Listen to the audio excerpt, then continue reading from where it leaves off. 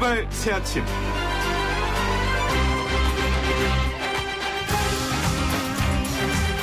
문재인 대통령이 15일 대구와 경북 일부 지역을 특별재난지역으로 선포했습니다.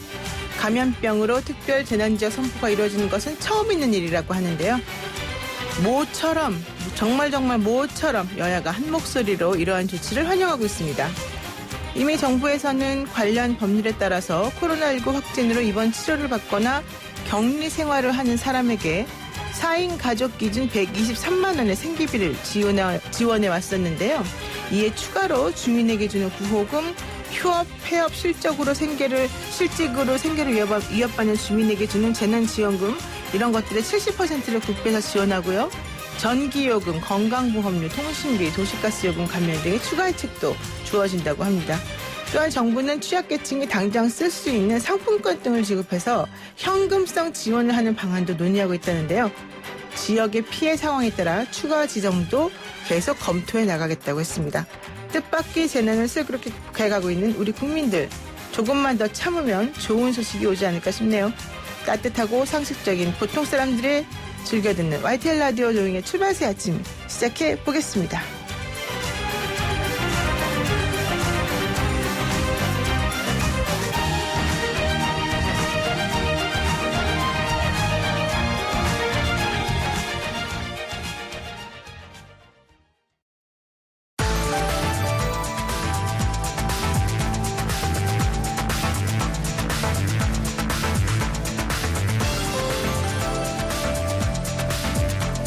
문재인 대통령이 우리한테 이렇게 좀 즐거운 소식을 전해주었었는데요. 오늘 저희 YTN 라디오 노영의 출발새 아침에서도 즐거운 소식 하나 알려드립니다. 매일 아침 꼭 알아야 될 뉴스를 골라서 정해지는 시간에 오늘 뉴스브리핑에 특별 손님을 모셨습니다. 장혜찬 시사평론가와 함께합니다. 안녕하세요. 안녕하세요. 장혜찬입니다. 네. 저희 방송 처음이시죠? 네, 처음 와봅니다. 네, 어떠세요? 제가 평소 노영희 변호사님 참 좋아하고 다른 방송에서도 자주 뵀었는데 네. 이렇게 아침마다 일주일 동안 인사드릴 수 있어서 너무 행복합니다. 네, 좋습니다. 자, 오늘은 이제 첫 번째 소식 한번 들어보겠습니다. 뭘까요? 오늘 준비하신 소식은? 네, 첫 번째 소식 역시나 코로나19 관련된 소식입니다. 네네네. 중앙방역대책본부에 따르면 지난달 22일부터 100명대 진입하고 최고 하루 확진자가 그동안 900명 넘기도 했었잖아요. 네네네. 그런데 15일 어제 기준으로 신규 확진자 수가 76명으로 줄어들었습니다. 다행이네요. 네, 이렇게 신규 확진자가 두 자릿수가 된 건 지난달 21일 이후 무려 23일 만이라고 하는데요. 네네네. 근 한 달 만에 신규 확진자 수가 두 자릿수대로 접어들면서 코로나19의 확산폭이 둔화되고 있다는 그런 기대감을 가지게 하는 비교적 좋은 소식이 아닐까 싶습니다. 그렇죠. 그런데 비교적이라는 말을 쓴 걸 보니까 좀 다른 생각도 있으신가 봅니다. 물론 아직 안심하기는 이르다는 의견이 대세인 것 같아요. 이 확진자 수가 줄어드는 만큼 완치자 수도 늘어나고는 있는데 네. 정부 같은 경우는 수도권과 세종시를 중심으로 이 산발적인 지역 감염이 현재 일어나고 있기 때문에 그렇죠. 계속해서 사회적 거리두기 운동을 지속하면서 조금은 국민들의 여전한 신경을 당부하고 있고요. 최근에 보게 되면 신도림 콜센터에서 또 집단 감염이 발발하지 않았습니까? 네네. 뿐만 아니라 부천의 한 교회, 또 동대문구 PC방, 또 어제 같은 경우는 도봉구의 산후조리원에서 60대 여성 조리사가 확진을 하게 되면서 또 산모와 신생아들이 검사를 받고 자가격리되는 일도 있었는데 여전히 이 많은 사람들이 모이는 다중시설 같은 경우는 긴장의 끈을 늦추지 말아야 하겠습니다. 그렇죠. 우리가 딱 이럴 때 또 좀 느슨하게 하면은 문제가 생길 수도 있으니까 조심해야 될 것 같습니다. 자, 그리고요. 이제 주말을 지내면서 이번에 또 우리 국민들이 생각했던 것 중에 하나가 도대체 언제까지 집에만 있어야 되느냐. 이 사회적 거리두기 좋기도 하지만 좀 너무 답답하다 이런 얘기 하거든요. 그래서 사회적 거리두기가 필요한데 조금 또 모임은 해야 되는 것도 있고 이런 상황에서 허경영 씨 국가혁명 배당 금당이요? 이름도 좀 복잡한데 이분이 300명 정도가 참석한 강연을 열어가지고 논란의 중심이 섰습니다. 네, 이 허경영 국가혁명 배당 금당 대표 같은 경우는 14일 오후 3시부터 종로구에서 강연을 진행했는데요. 여러 사람이 모이는 집회나 강연 대부분 하지 않도록 정부에서 권고하고 있지 않습니까? 그렇죠. 종로구청에서도 상황을 우려해서 이 강연 좀 미뤄달라고 요청을 했는데 강행을 한 것으로 알려지고 있고요. 수백 명이 참석한 게 유튜브 영상을 통해서 확인됐는데 마스크 안 한 분들도 많이 계시고 굉장히 밀집된 자리에 여러 명이 모여 앉아서 네. 뭐 소리도 지르고 막 박수도 치고 그렇더라고요. 이런 식의 모임 뭐 허경영 씨가 해서 문제라기보다는 그렇죠. 누가 해서든 상당히 여전히 위험할 수 있다는 점, 뭐 정치권이든 또 종교계든 당분간은 사회적 거리두기를 더 많이 조금은 더 참아주셔야 된다는 점을 정부 당국에서 부탁을 드리고 있는 상황입니다. 그 말씀들을 잘 안 들으시니까. 그런데 허경영 씨는 뭐 만나러 오면 예방이 된다 이런 얘기도 했다고. 참 독특합니다. 자, 그리고 두 번째 소식은 뭡니까? 네, 두 번째 소식도 코로나19와 조금 관련이 있습니다. 정부에서 대구 경북 지역을 특별 재난 지역으로 선포를 했습니다. 네. 감염병으로 인한 첫 번째 사례인데요. 앞서 정부는 지난 21일 대구와 경북, 청도 경산을 감염병 특별관리지역으로 지정한 데 이어 권영진 대구시장과 이철우 경북지사의 요청을 받아서 정세균 총리가 상향 조정을 문재인 대통령에게 건의를 했고요. 네. 문재인 대통령이 재가하게 되면서 첫 번째 감염병으로 인한 특별 재난구역이 설정되었습니다. 우리가 이제 문 대통령 취임 이후에 이게 7번째 대책이라고 하는데 그 전에는 뭐 포항이라든가 이렇게 자연재해에 좀 치중해 있었잖아요. 근데 그러다 보니까 그때 적용되었던 것하고 좀 다른 것 같아요. 예컨대 이번은 감염병 때문에 특별 재난지역 뭐 복구 비용 같은 거가 조금 산정되기 어렵다 이런 얘기도 나오더라고요. 네, 사실 특별 재난 지역으로 선정이 되면 이 복구와 관련해서 국가 차원의 조치가 실시되게 그렇죠. 되고요. 중앙 정부가 피해 복구비의 50%를 우선 지원하게 되고 방역에 들어가는 비용이나 뭐 주민의 생계 안전, 주거 안정 비용도 국비 지원이 가능합니다. 또 우선 전기요금이나 건강보험료, 통신비, 도시가스 요금이 감면되기 때문에 피부에 좀 와닿을 것 같은데 네네네. 사실 뭐 지진이나 어떤 화재로 인한 재해 같은 경우에는 네. 그 무너진 건물을 복구하는 비용이 많이 들잖아요. 그렇죠. 근데 감염병 같은 경우는 사실상 이제 소득이 사라진 가정에 대해서 실질적인 지원에 초점이 맞춰져야 그렇죠. 돼요. 저희가 2017년에 사회 관련 부처가 합동으로 작성한 매뉴얼이 있긴 합니다. 네. 가구 구성원이 사망한 경우에 세대주 같은 경우는 1,000만 원, 세대원은 500만 원을 지급하는 규정이 있고요.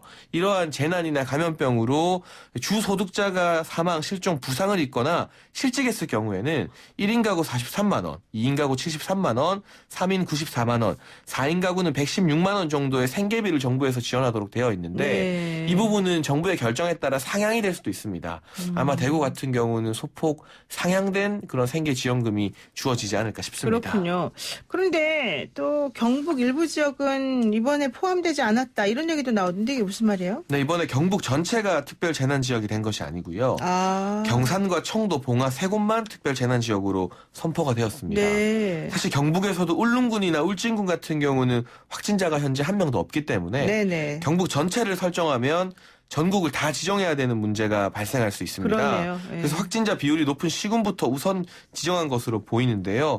그런데 이철우 경북지사 같은 경우는 나머지 경북 지역도 사실상 경제 생태계가 다 파괴된 것이나 마찬가지이기 때문에 경북도에 대한 전체 지정을 요구한다는 목소리를 지역에서는 끊임없이 내고 있는 상황입니다. 그러니까 확진자는 나오지 않았어도 여기도 이제 연결이 되어가지고 경제에 위축이 일어나니까 같이 해줘야 된다. 정부 차원에서는 참 어려울 것 같아요. 그러면 네. 나머지 수도권이나 다른 도시도 네, 다 우리도 마찬가지잖아요. 네, 지정해달라고 할 수 있는데 그렇죠. 경북은 좀 특수하긴 하죠. 언론에서도 다 경북이라고 표현을 해버리기 때문에 맞아요. 일부 군만 지정됐을 때 나머지 군의 피해 복구는 어떻게 할 것인가 결정을 내리기 참 어려운 문제인 것 같긴 합니다. 아유 진짜 이게 정부 정치하시는 분들 참 이런 거 복잡할 것 같은데 어쨌든 사태를 지켜보면서 좀 상황을 봐야 될 것 같습니다. 자, 그리고 마지막 소식은 또 뭐가 있습니까? 네, 마지막에는 정치권 소식을 들고 왔습니다. 정치권 공천이 막바지 단계인데 여전히 네네. 참 화제인데요. 지난 주말에 먼저 여당인 더불어민주당 공천 소식부터 전해드리면 강서 갑 지역의 금태섭 의원이 경선에서 패배했던 게 정치권에서 가장 큰 화제였던 것 같습니다. 네네. 일각에서는 이렇게 당내 친문 개파주의로 인한 결과가 아니냐 비판하는 목소리도 있었고요. 네. 반면 이 경선에서 승리한 강선우 전 부대변인 같은 경우는 당원 조사뿐만이 아니라 나머지 50%에 해당하는 일반 국민 여론조사에서도 승리를 했기 때문에 지역구 관리 실패일 뿐이지 개파주의는 아니라고 보는 시각도 있습니다. 우선 금태섭 의원 같은 경우는 본인의 SNS를 통해서 패배를 인정하고 결과를 승복했고요.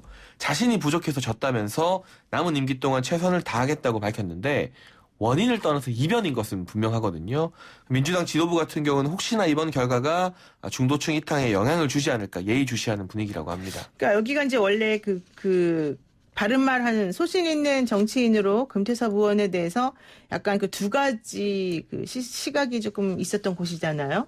그런데 처음에 여기에 대해서 그래서 정봉주 전 의원이 자기가 출사표를 던지겠다 했다가 컷오프가 됐고 그리고 김남국 변호사가 또 내밀었는데 좀 안 된다 이래가지고 바꿨어요. 조국 전 장관 사태를 또 불러일으킬 수 있다 이런 우려 때문에 그랬는데 민주당에서 청와대 대변인 출신인가요? 이 여자분. 민주당 상임 부대변인 출신입니다. 네. 이 강선우 씨가 온 지 얼마 안 돼가지고 여성 신인 가점이 원래 25%인데 그것도 좀 받지 않고 이렇게 우세하게 이겼단 말이죠. 네. 이걸 두고 친문 세력이 아니기 때문에 졌다 이렇게 보는 것도 좀 이상한 것 같긴 해요. 그 당원 조사 같은 경우도 차이가 많이 났지만 일반 국민 여론조사도 역시나 차이가 많이 났기 때문인데요. 두 가지 시각이 좀 상반된 것 같아요. 네네. 말씀하신 것처럼 뭐 정봉주 전 의원부터 김남국 변호사까지 연달아 이 금태섭 의원에 대해서 좀 찍어내는 분위기가 작용했던 것 아니냐 이렇게 보는 시각도 있는 것이고 그렇구나. 반면 네. 그렇다면 최소한 일반 국민 여론조사는 이겼어야 되는 것 아니냐. 그렇죠. 여기서도 강선우 전 부대변인이 승리했기 때문에 이건 그냥 금태섭 의원에 대한 지역구 주민들의 심판이라고 보는 시각도 있는데요.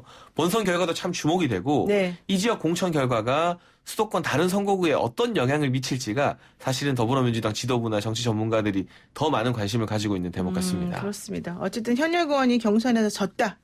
그리고 아주 큰 차이로 졌다. 이게 조금 이례적이었죠. 자, 그리고 두 번째 미래통합당 공천은 어떻게 됩니까? 네, 미래통합당 같은 경우는 강남갑의 전략 공천을 받았던 태영호 전 네네. 북한 공사와 어떻게 됐어요? 네. 김종인 전 비대위원장 공방이 더 뜨거워지는데 그렇죠. 김종인 전 비대위원장이 사실 선대위원장으로 온다는 이야기가 파다했습니다. 네네. 그러면서 태영호 전 공사의 공천이 말도 안 되는 공천이라고 비판을 했고 네. 태영호 전 공사 같은 경우도 김종인 전 비대위원장이 탈북민들과 이주민들 마음에 상처를 냈다면서 공식적으로 사과하라는 입장을 밝히면서 갈등이 격화됐는데요. 결론부터 정리하자면 오늘 네. 아침 전해진 속보를 보게 되면 김종인 전 비대위원장이 미래통합당 선대위원장직을 수락하지 않을 것처럼 분위기가 형성이 되고 그래요? 있습니다. 네. 왜요?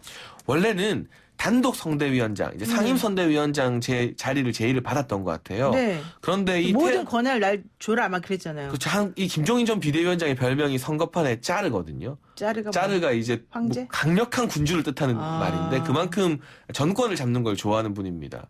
그런데 사실 태영호 전 공사와의 갈등도 있고 미래통합당 최고위에서도 의견이 반반으로 갈렸다고 해요. 그러다 보니 주말 사이 황교안 대표가 전화를 걸어서 네. 단독이 아니라 공동 선대위원장을 하면 어떻겠냐 제의를 했는데 이분이 공동으로 뭐 하는 걸 받아들일 분은 아니다 보니 그렇죠. 그러면 나는 안 하겠다 이런 의사를 밝혔다는 언론 보도가 아침부터 나오고 있습니다. 그래서 김종인 뭐 하여튼간 제안자라 그래야 되나? 제안을 받으신 이분 때문에 그러면 M1 김형호 공관위원장만 날아간 겁니까? 김영호 공관위원장 같은 경우는 사실상 공천 관련된 논란으로 스스로 사퇴를 하긴 했었는데 김종인 전 비대위원장과는 물밑에서 알력 다툼이 좀 있었던 것 같아요. 그렇죠. 김종인 전 비대위원장이 공천에 대해서 공식적인 불만을 여러 번 제기했었는데요. 네네. 결과적으로는 김용호 공관위원장 같은 경우도 중도에 사퇴한 그런 모양이 됐고요. 네. 김종인 전 비대위원장도 합류가 불발되지 않았습니까? 네네. 그렇다면 이제 미래통합당 선거를 이끌어갈 선대위원장 나머지 대안은 누가 될 것이냐가 이 남은 총선 구도에서의 변수가 되겠습니다. 누가 될 것 같아요? 지금 일각에서는 이번에 불출마를 선언한 정병국 의원 다선이지 않습니까? 정병국 네. 의원 같은 경우도 거론이 되고 있고요. 네. 아무래도 총선에 출마하지 않는 인사 중에서 중량감 있고 중도적인 성향의 의원들이나 정치 원로를 물색하고 있다는 소식이 있는데 거의 김종인 비대위원장이 하는 것처럼 분위기가 굳어졌다가 네네. 마지막에 불발됐기 때문에 미래통합당의 어떤 선거 준비가 조금은 흔들리는 모양입니다. 그러니까 이게 이제 주말이 금요일 정도의 얘기 나오는 거하고 토요일이나 일요일에 얘기 나오는 게 완전히 달라지는 것 같아요. 네, 많이 달라졌습니다. 네, 좀 이상하더라고요. 어쨌든 김미균 이 그 젊은 분을 공천하려고 했다가 좀 이런저런 일이 있어가지고 김용호 공관위원장이 책임을 지고 물러나겠다 이렇게 하면서 이 비어있는 이 상황에 대해서 김병인 위원장 뭐 제안 받은 자도 왔다 갔다 하다가 결국에는 잘 모르겠다 이렇게 끝나는 거군요. 공동으로는 할 수 없다. 공동은 네. 안 된다. 좋습니다. 어떻게 우리 장혜찬 평론가들 공동으로 하는 건 절대 안 합니까? 저는 뭐 공동 같은 제의를 일단 받지를 않는 사람이기 때문에 찬밥도 혼밥 가르쳐준 아니고요. 네. 우리 장혜철 평론가는 뭐 여기저기서 워낙 실력이 좋고 그래서 다 모셔가는 분위기라 제가 열심히 일주일 동안 모셔보겠습니다. 감사합니다. 네, 고맙습니다. 오늘의 브리핑 여기까지 듣겠습니다. 지금까지 장혜찬 시사평론가였습니다. 아침을 시작하는 슬기로운 방법. 오늘 내게 이로운 뉴스. 노영희의 출발 새 아침 슬기로운 인터뷰. 네, 정부가 대구 경북 지역을요, 특별 재난 지역으로 선포를 했죠. 자연재해가 아닌 감염병으로 인한 특별 재난 지역 선포는 처음이라 그러는데요. 그만큼 코로나19로 대구 경북이 받은 타격이 심하다는 걸 말하는 것 같습니다. 그리고 또 한편으로 조금 좋은 소식도 있습니다. 주말 사이에 확진자 수가 줄었다는 건데요. 일단 대구 현지 사정 들어보고 대구 지역 총선 이야기도 한번 같이 해보겠습니다. 대구가 지역구이신 미래통합당 주호영 의원 연결해봅니다. 주 의원님 안녕하세요. 예, 안녕하십니까. 반갑습니다. 네, 반갑습니다. 오늘도 대구에 계신 거죠? 예, 그렇습니다. 내일 이제 추경 때문에 예결위가 열려서 네네네. 내일 이제 서울 올라가고 쭉 대구에 있었습니다. 아, 그러셨구나. 그럼 대구 그동안에 이제 이 코로나 사태 관련해서 좀 어떻든가요?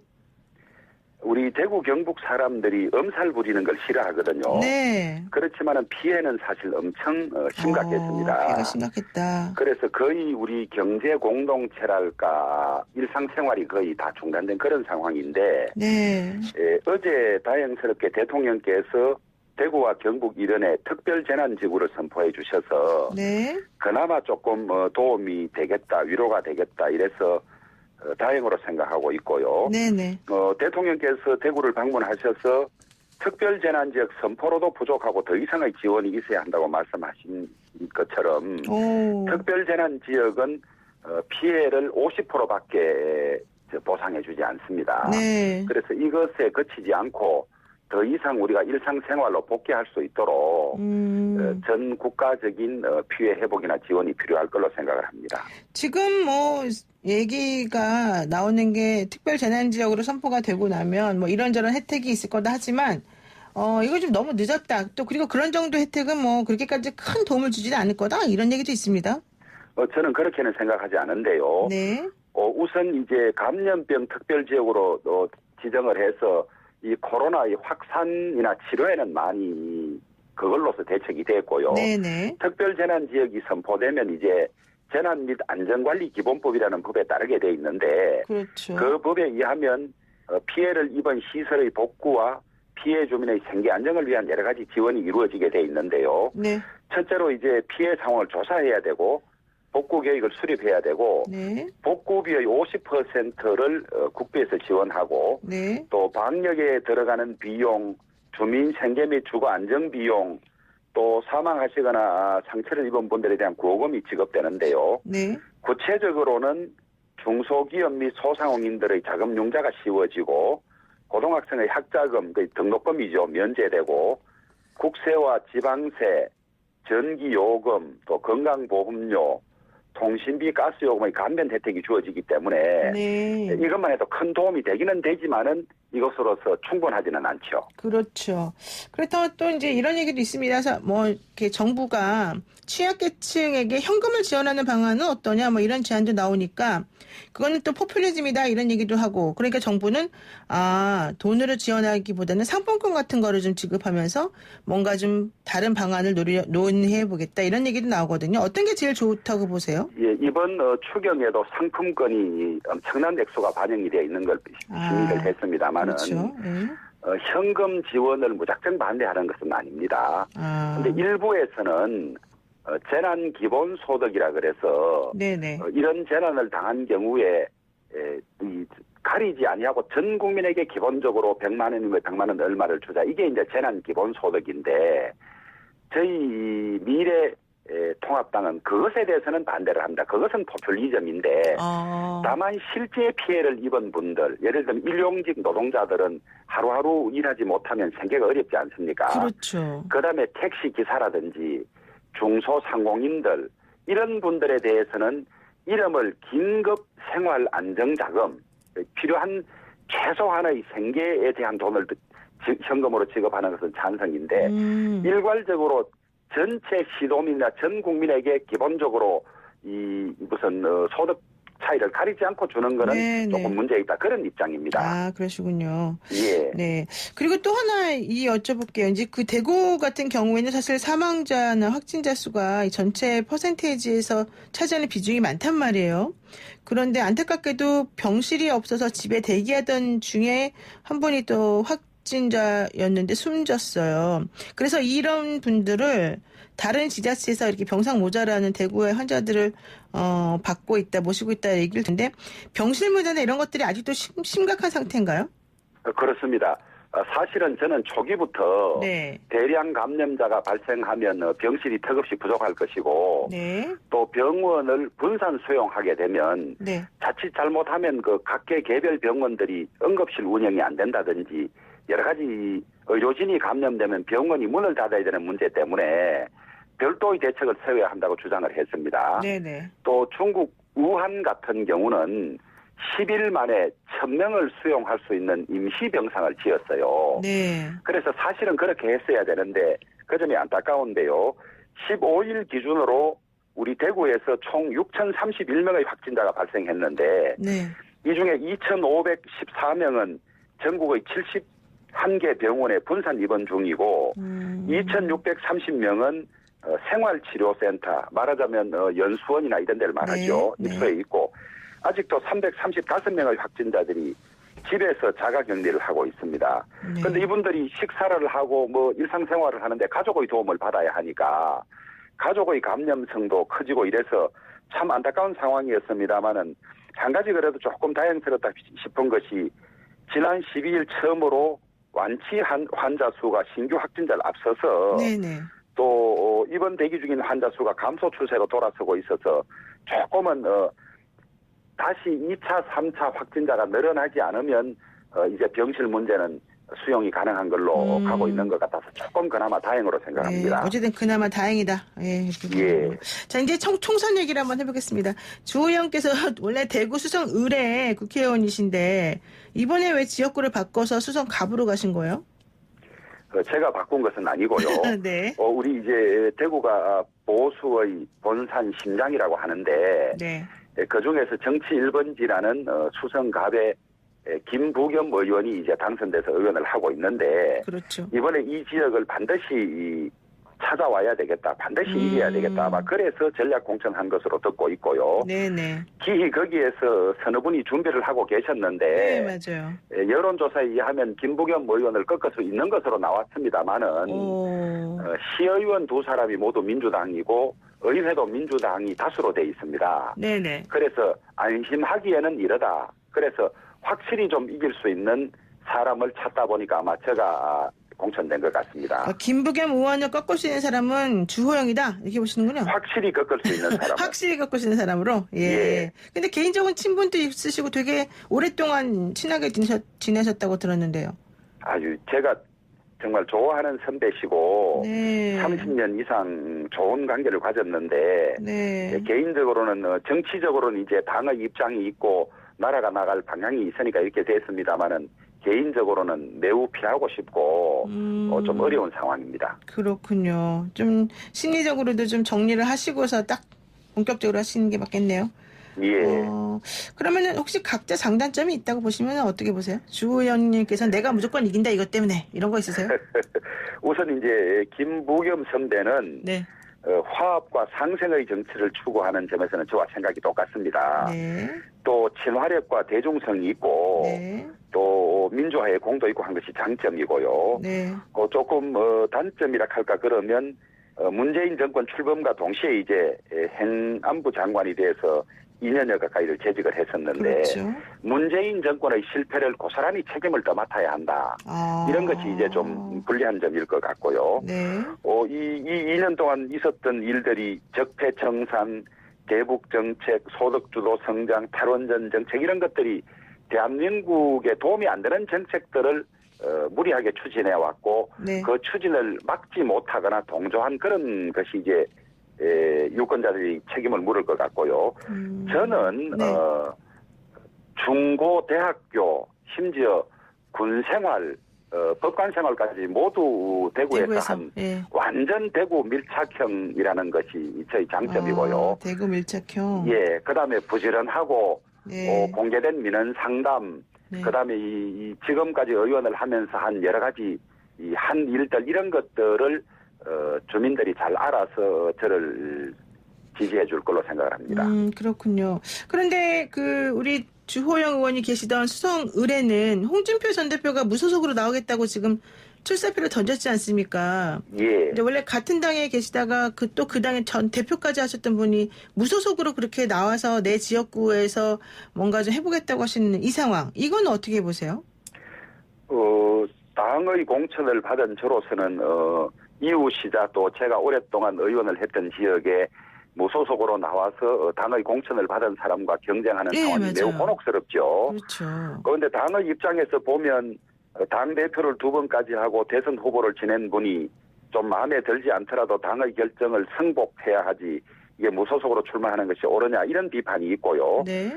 또 홍 전 대표 개인의 입장을 들어보면 내가 고향에서 출마를 하려고 했는데 제지당했고 네. 또 험지라는 양산을에 가서도 제지당했기 때문에 나로서는 어쩔 수 없는 일이다.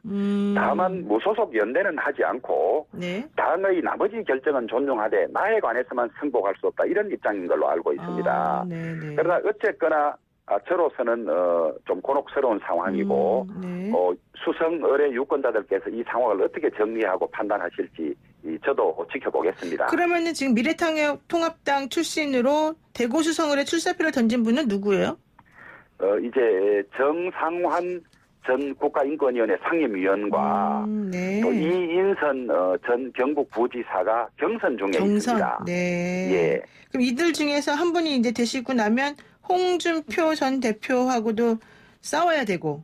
그렇죠? 그런 구도가 될 것 그리고 같습니다. 또 대구 수성 의뢰도 또 민주당에서도 후보를 내지 않겠습니까? 그렇습니다. 예, 준비하고 있는 사람이 있습니다. 와, 그럼 누가 될까요? 그건 저로서는 잘 알 수가 없겠습니다. 그래도 홍준표 전 대표하고도 친하셨고 또 본인의 지역구이기도 했으니까 좀 여러 가지 누구를 도와줄까 이런 마음도 좀 있으실까 어쩔까 궁금하네요. 제가 도와줄 수는 없을 것 같고요. 아, 그래요?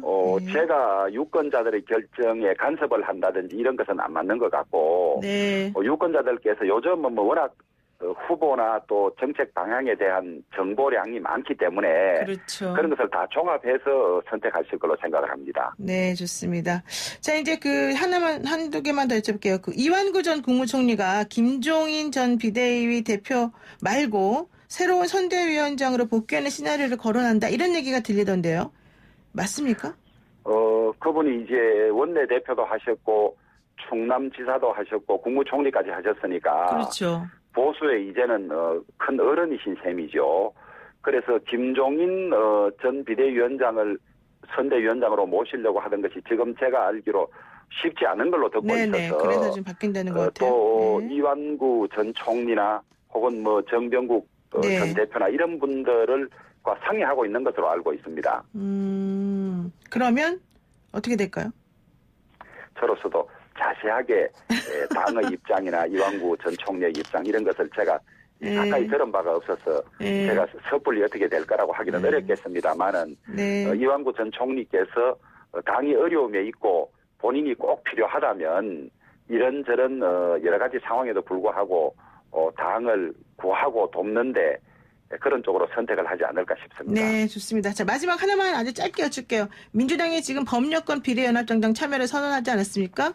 이렇게 되면은 비례연합정당 소속으로 출마했다가 다시 민주당으로 복귀한다. 이것도 역시 통합당 입장에서 보기에는 꼼수다 이렇게 생각이 들 수 있을 것 같은데 이러한 민주당의 결정 어떻게 보십니까? 지금 시간이 있으면 좀 자세하게 말씀을 드려야 하는데 네.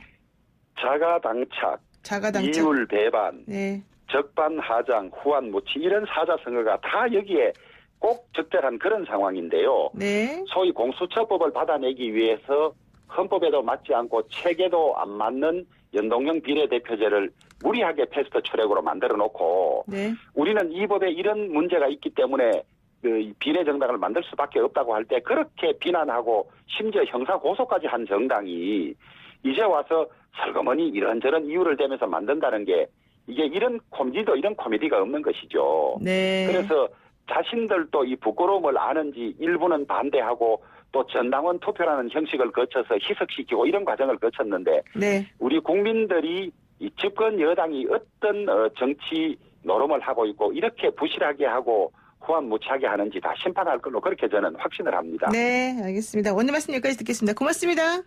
감사합니다. 네, 지금까지 미래통합당 주호영 의원이었습니다. 노영의 출발새 아침 1부 순서 여기서 마칩니다. 잠시 후 2부에서 뵐게요. 친절한 시사, 시원한 통찰, 노영희의 출발 새 아침, 슬기로운 인터뷰.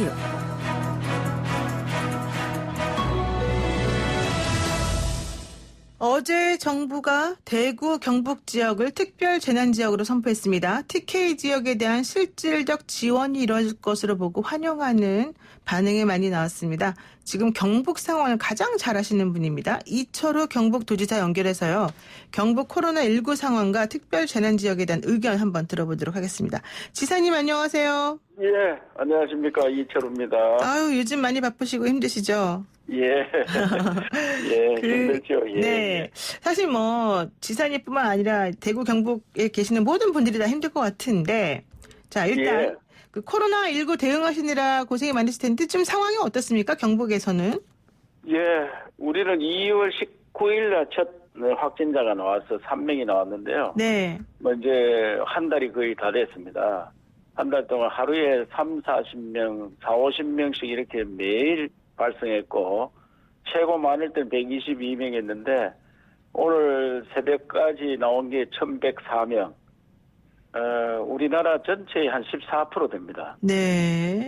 대구를 빼면은 다른 시도, 그러니까 우리가 17개 시도니까 네네. 대구, 경북 빼고 15개 시도를 모두 합쳤는 것보다 많은 게 우리 경상북도입니다. 아이고, 그렇군요. 그래서 참, 그러나 최근에는 많이 좀 줄어들어서 오늘도 7명이 나왔습니다만은 5명, 3명, 6명 이런 식으로 한 자리 숫자로 나타나고 있어 조금은 안정세로 간 것 같습니다. 또 대구 경북의 우리 주민들, 시민들이 정말 열심히 정부 지침을 따르기도 하고 또 우리 예. 도지사님이나 이런 분들이 많이 노력하신 그런 덕분인 것 같은데요. 예. 지금 대구시에서는 시민들에게 이런 말을 했다 그래요. 2주만 더 참아달라.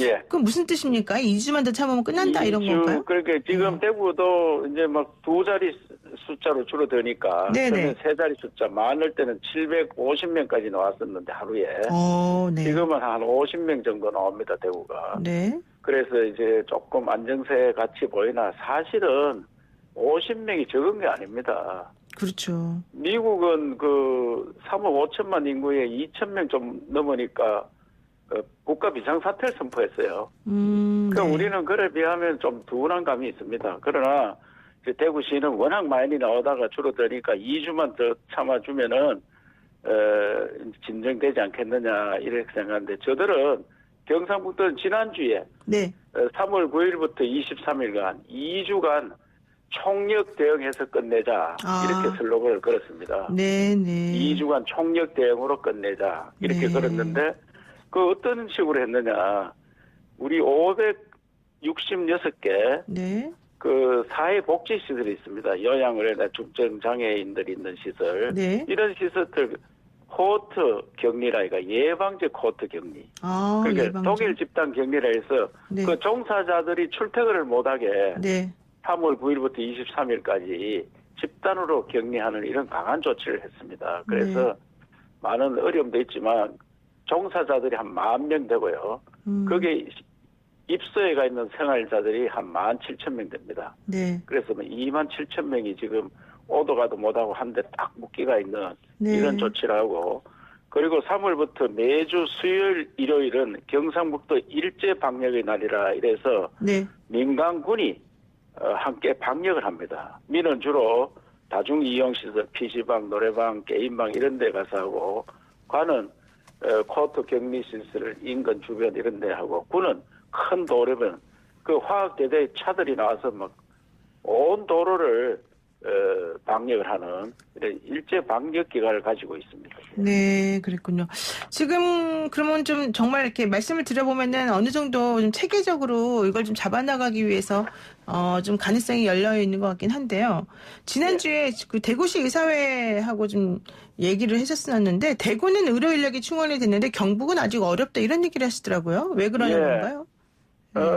당초에는 우리 경북은 아무래도 큰 병원들이 없어서 의사, 간호사, 그러고 방호복, 약품 이런 것들이 많이 부족했습니다. 네네. 그래서 중앙에 이런 것들을 지원해달라 많이 요청을 했는데 현재는 네. 우리 공중보건의가 일단 150명이 왔고요. 네. 의사 선생님도 55명이 왔고, 간호사 선생님들, 이런 분들이 많이 오셔서 지금은 뭐, 의료진은 부족한 상태가 없고, 다만, 이제 방호복 이런 것들이 늘 계속 부족한 건데, 이런 문제도 제가 해결이 돼 가는 것 같은데요. 네. 이동형 음압기라고 있습니다. 아, 그 안에 있는 공기가 밖으로 못 나가게 하는 네. 음압기가 좀 병실을 갑자기 만들다 보니까 부족한데 이것은 네. 우리나라 자체도 구하기가 어려운 모양이더라고요. 그래서 이런 부품 장비는 좀 부족하지만 나머지는 거의 이제 해결이 다 됐습니다. 어유 정말 대단하십니다. 그런데 그 예. 권영진 대구시장님하고 자꾸 얘기를 비교해서 말씀드릴 수밖에 없어서 죄송한데 이 예. 그 권 시장님 얘기로는 어제 신천지로 인한 급한 불은 껐다 이런 얘기를 하시면서 예. 정리를 다 된 것처럼 말씀하시는데 경북에서도 신천지 전수조사 코로나19 검사 이게 다 마무리가 된 겁니까? 예, 우리는 뭐 신천지가 6,549명이 우리가 명단을 확보해서 네. 전원에 대해서 검체를 다 했습니다. 검체 검사를 다 끝냈고 네네네. 이 중에 한 498명 네. 그러니까 이 중에 거의 500명이 양성 환자가 되었습니다. 그럼 8% 이상 정도 되네요. 예. 도내 전체에 우리가 1,104명 중에 한 45%를 차지하고 네. 신천지 조사했는 사람 중에서는 한 8%가량 정확한 7.7%가 네네. 조사 대상에 검체 떴는 사람 7.7%가 양성 확진자가 나타났습니다. 네. 그런데 일반 우리 도민들 일반 도민들은 한 3.3% 정도가 의심 환자들 접촉자들 이런 분을 했을 때 3.3%인데 이분들은 2배가 넘는 신천지 신도들이 확진자가 나왔다 이런 말씀을 드릴 수가 있습니다. 그분들 그래서 다 조사는 신천지 힘들겠어요. 관련해서는 100% 조사도 완료했을 뿐 아니고 그 이후에 폐쇄 조치라든지 이런 것들 전부 다 했는데 우리 지역에 신천지 교회가 4곳이 있었고 네. 뭐 보건방이라든지 공부하는 센터라든지 이런 모두 다 찾아냈는데 한 70개 됩니다. 맞네요. 70개 되는 곳을 전기 순찰, 경찰이 많이 협조를 해줍니다. 네. 전기 순찰도 하고 그래서 지난 일요일 날 신천지 창립 기념일을 하는데 그날을 한 곳도 아무도 오지 않는 그렇게 철통으로 지켰다 이런 말씀을 드리고 또 신천지 신도들이 고위험 직업 그러니까 의료기관이라든지 어린이집이라든지 복지시설에 있는 333명을 업무에서 배제를 시켰습니다. 네. 그래서 강하게 조치를 했는데 이것은 확산 방지를 해서 어쩔 수 없는 조치였다 그런 생각을 합니다. 아유 정말 일을 많이 하셨는데 또 지사님께서 얘기하신 것 중에 하나가 우리를 특별 재난 지역에 좀 선포해달라 이런 얘기 했었잖아요. 예. 그래서 결국 어제 경북 지역에 특별 재난 지역이 선포가 되긴 했는데 좀 일부만 포함이 돼서 이거 조금 부족하다 이런 얘기 나오더라고요. 예, 이것은 재난 사회재난이기 때문에 자연재난하고 다릅니다. 자연재난은 피해가 눈에 보이는데 네. 사회재난은 이 보이지 않는 곳이 그렇게 확진자가 많이 안 나와도 똑같은 피해를 입습니다. 그래서 제가 울릉도에는 확진자가 한 명도 없지만은 울릉도에 오는 관광객이 거의 없어졌습니다. 없습니다. 그러다 보니 피해가 엄청나고 네. 우리 지역 경주가 또 관광지역인데 네네. 숙박업소 한 80%가 문을 닫을 정도입니다. 아이고. 그러니까 이런 피해들을 있는데 그래서 정부에서는 제가 경북 전 지역, 대구 경북은 경제 공동체다. 또 이런 코로나19 같은 것은 피해가 눈에 안 보이지만 모두가 움츠리고 스스로 직거하고 또 어떻게 보면 대구 경북은 다른 지역에서 봉쇄 당했는 거나 마찬가지입니다. 저들이 추경 심사하는데 공무원이 중앙부처 연락해도 못 오고 합니다. 네. 우리가 알아서 하겠다 이래 이야기하는데 그 정도였으니까 그래서 전 지역을 다 해달라 이렇게 누차 청와대로 총리, 각 부처, 국회 설명을 했는데도 다른 지역들 쉽게 얘기하면 다른 시도에 혹시나 이런 문제가 있으면 또 다 전국을 재난특별지역으로 선포해야 되는 거 아니냐 이런 이유 때문에 확진자 율이 많은 그래서 경산청도 봉화 세 지역을 포함했다는 설명을 들었습니다. 네, 좋습니다. 매우 아쉽게 생각합니다. 예. 예, 도지사님 인터뷰하니까 막 응원글이 나옵니다. 5278 쓰시는 분께서는요.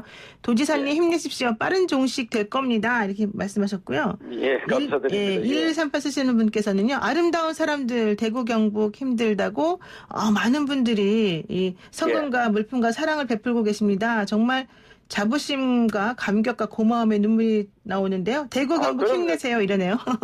예, 전국에서 뭐 물품이라든지 돈으로 많이 지원을 해주시고요. 네. 특히 전라남도에서는 우리 도시락을 매일 500개씩 직접 보내주어가지고 어르신들이 매우 고맙게 생각하고 이번을 계기로 대한민국이 하나락하는 것을 느꼈다 이런 생각이 듭니다. 아, 그렇군요. 한 두 가지만 딱 여쭈고 정리하겠습니다. 경북 재난 기본소득에 대한 얘기가 좀 뜨거운데요. 예, 이 재난 기본소득 도입에 대한 견해 그리고 만약에 된다면 어느 정도나 이런 걸 원하십니까? 재난 기본소득이란 말은 이제 국민들께서 어떻게 받아들일지 저는 걱정이 됩니다. 왜냐하면 네. 소득이라 것은 무슨 기회 균등 또 평균적으로 정기적으로 이렇게 네. 생기는 소득이라 해야 되는데 이것은 피해에 대한 지원 또 보상 이렇게 하는 게 좋을 것 같고요. 저는 국회에서 요구를 했습니다. 네. 생계지원금. 그러니까 당장 생계가 안 되는 분들이 있고요. 네네. 그다음에 자영업자들이 다 무너졌습니다. 네. 이런 분들이 생존 지원금 이런 것들은 직접 좀 지원해달라 국회 가서 요청을 했습니다. 네네. 그래서 반대는 안 하는데 네.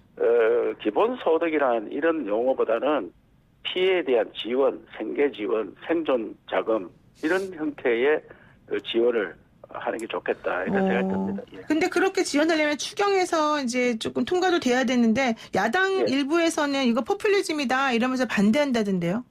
그래서 야당 원내대표한테 저도 이야기했습니다.